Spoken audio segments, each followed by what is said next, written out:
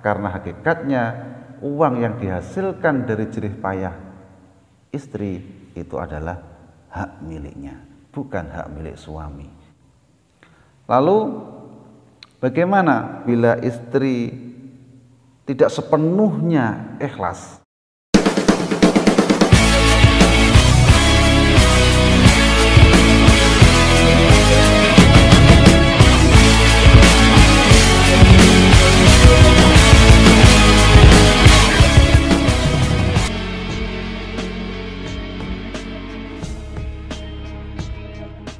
Assalamualaikum warahmatullahi wabarakatuh.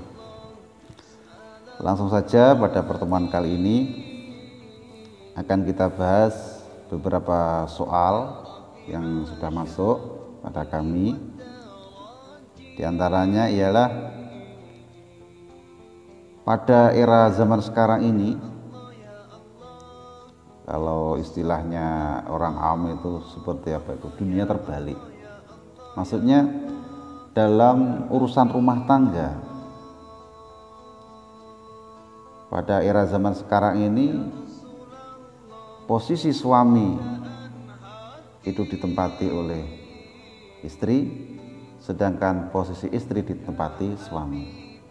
Jadi soal yang masuk pada kami yang berkaitan dengan istri bekerja yang hasil dari pekerjaannya untuk digunakan nafkah keluarganya, baik suami atau anak-anaknya. Lalu bagaimana hukumnya uang atau hasil kerja istri tadi untuk memenuhi kebutuhan keluarganya? Baik, sekarang akan kami bahas sesuai dengan soal yang masuk tadi. Ini saya ambilkan referensinya masih dalam kitab Kifayatul Akhyar dan juga dalam kitab Asnal Mathalib, yang intinya ketika istri bekerja yang mana hasil dari pekerjaannya untuk kebutuhan keluarganya, maka harus diperhatikan beberapa syarat. Kenapa? Karena pada dasarnya kepala keluarga yang wajib memenuhi kebutuhan keluarga adalah suami. Ketika berperan sebagai yang mencukupi kebutuhan keluarga yang seharusnya itu dikerjakan oleh suami, maka supaya uang hasil kerja istri tadi ketika dimakan oleh suami dan anak-anaknya itu tidak menimbulkan sebuah hukum bisa mengarah pada suatu yang tidak halal, jika ini nanti tidak jelas proses ketika pentasarufannya, maka seyogyanya ketika istri ingin bekerja membantu suami dan suami untuk berdiam diri di rumah, suami yang mengerjakan pekerjaan istri, baik itu momong, masak, cuci atau yang lain-lain, semua tugas istri dikerjakan oleh suami, sedangkan istrinya itu keluar negeri menjadi TKI atau kemana, yang akan menjadi tulang punggung untuk kebutuhan keluarganya. Maka ketika proses itu suami dan istri harus musyawarah dulu, supaya apa? Supaya keluarga tetap harmonis. Kalau memang istri dengan niatan yang tulus dari hatinya sendiri, tanpa ada paksaan dari suami, atas kerelaan istri itu sendiri untuk membantu kebutuhan suami, maka hasil dari istri dimakan keluarganya, digunakan untuk keluarganya, maka boleh-boleh saja. Dan itu malah baik, itu akan menjadi sedekahnya istri kepada keluarga. Kenapa? Karena hakikatnya uang yang dihasilkan dari jerih payah istri itu adalah hak miliknya, bukan hak milik suami.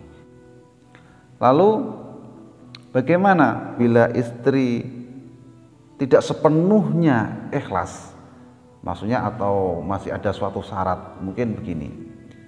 Gini Mas, karena sudah lama aku mencukupi kebutuhan keluarga ini, maka seandainya kamu sudah bekerja dan mampu, maka kamu harus mengembalikan.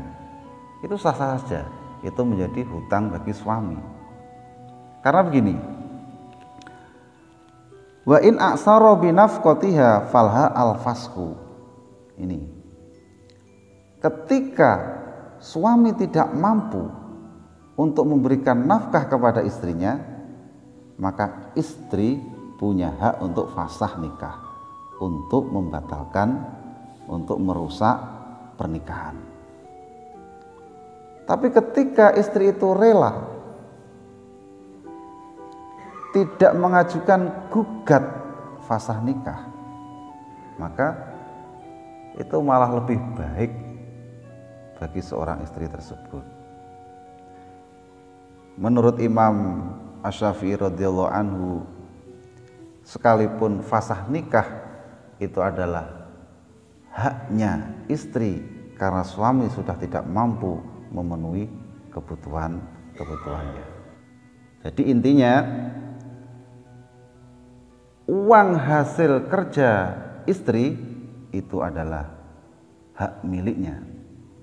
Jika dengan kerelaan hati untuk digunakan satu keluarga, dimakan suami dan anak-anaknya, maka akan menjadi sedekah darinya.